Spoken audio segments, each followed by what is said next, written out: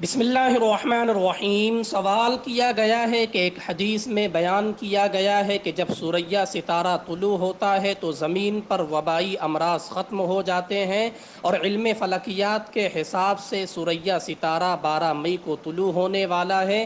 انشاءاللہ corona virus بھی ختم ہو جائے گا۔ یہ حدیث مسند احمد میں ہے، امام بخاری کے شرائط پر صحیح ہے۔ امام قرطبی فرماتے ہیں یہ اللہ کی حکمت عملی ہے، یہ ہر زمانے کے لیے ہے۔ سائن نے کہا ہے اس کے بارے میں رہنمائی فرمائیں، کیا یہ صحیح ہے؟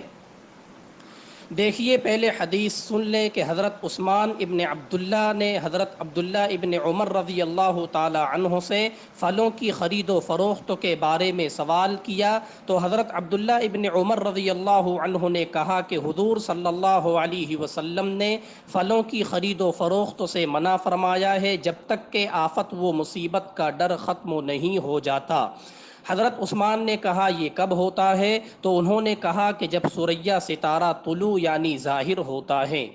حدیث مذکور سے پتہ چلا کہ اس کا تعلق پھلوں پر جو آفت و مصیبت کا خطرہ رہتا ہے اس سے ہے، یعنی حجاز مقدس میں گرما کے موسم میں پھلوں کو اس وقت تک نہ بیچا جاتا تھا جب تک یہ یقین نہ ہو جاتا کہ اب پھل خراب نہیں ہوں گے، اور تجربے سے اس کا علم عرب حضرات کو اس وقت ہوتا تھا جب سوریا ستارہ طلوع ہو جاتا۔